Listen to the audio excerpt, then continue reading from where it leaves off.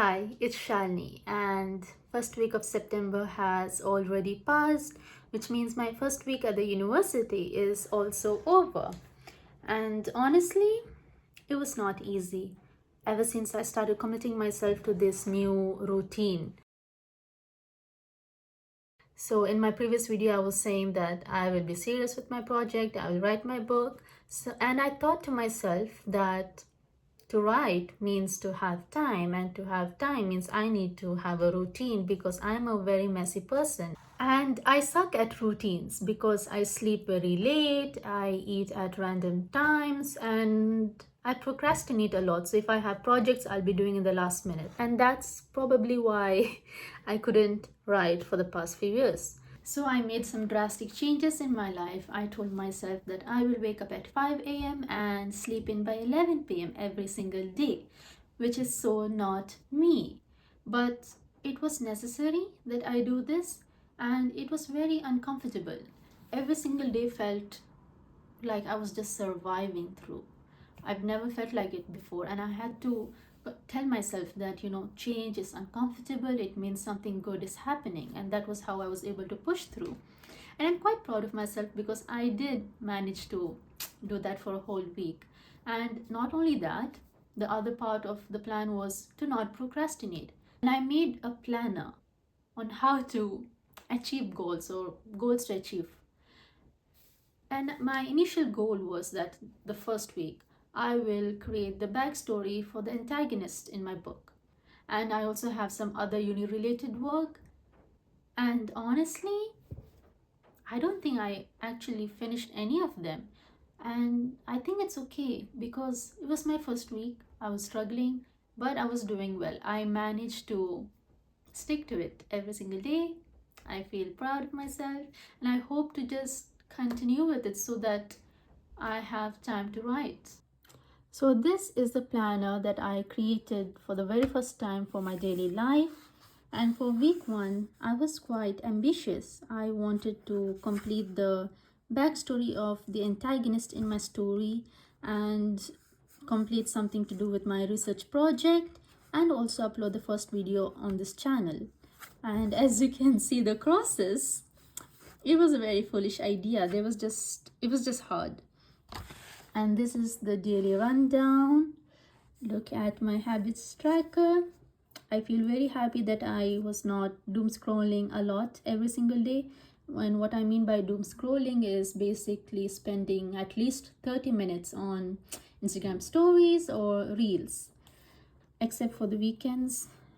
Yep, I didn't wake up at 5 a.m. because you see, I started to feel horrible towards the end of the week, like some kind of sadness, like my life felt so unfulfilled. And I think this was the changes that I felt because of this new routine. And I knew I needed sleep, more sleep, like excessive sleep, just to feel good.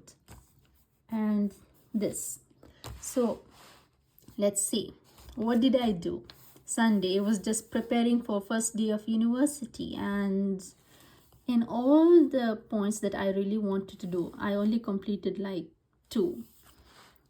And honestly, the whole week was me preparing to upload the first video on the channel.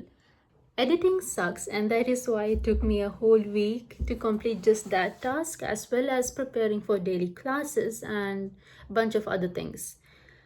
And there is this affirmation that I was sticking through with. It says, I know this situation is hard, but I'm determined to rise above it. Well, that is all there is to my daily routine, and let me introduce you to my characters. Well, this is the very initial part of what I was doing. In my previous video, I was telling you how I got the ideas and what I was doing with it. And here I have drawn it out just so I could, feel her. And then there are some bunch of other stuff that I wanted to include in the story. So let me show you again. Where is it? What? Like this.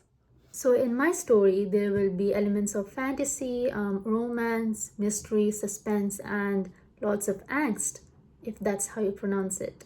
I love stories that has all these combos. I was pretty much analyzing like the previous TV shows or series or movies or books that I have been consuming, and I noticed a pattern. This is what I like. So that means I have to write something like that. That's the only way to succeed, because I am still a newbie writer, right? And it's gonna be about her. She is someone who lives in a tribe. She is like the daughter of the tribe leader. I don't know much about what's going on because I have more lore on the antagonist. Just few days, I think, before uni started, I watched this video on YouTube that was talking about how to get into the lore of your story, and that inspired me to work on the backstory of my antagonist a little bit. And my inspiration for her is Maleficent. When I watched Maleficent, I was so moved by the idea that she is supposed to be a villain, but she is not. There is love in her heart. She was just betrayed, and that is why she is the way she is. So here she is, and I wanted someone similar to her in my story, like an actual ghost queen, and I named her Sitara. I don't know why I chose this name, but I just did. Anyways, so she is gonna have a similar story that she was betrayed by her lover, but I wanted some elements of fire, like she got burnt alive. And I worked on it for like hours, going backward into the story, like what happened, why this happened, and who could have betrayed her. Brainstorming is really hard for me. Ideas just don't trickle in my mind like that. So I used a little help from Chat AI. I was like, so this is my protagonist, a betrayal had occurred, what could be the possible reasons? And it gave like a list of possible reasons for me to work on, and I decided working on each and figuring out what I like for the story to be like. For example, it could be that the one who betrayed her didn't really love her, or maybe he did love her, or he didn't intentionally set her on fire, or he did intentionally set her on fire and her followers. So some sort of like that, and I picked one and I worked on it, like why did he do it, where is he from? She is gonna bring paranormal elements in my book, which was quite unexpected. I really did not want it, but it's going to be quite a challenge. As for the main lead of the book, I just know that his name will be Ruslan. That's it. What else do I know about him? Well, he is from another kingdom, not tribe, but rather kingdom. And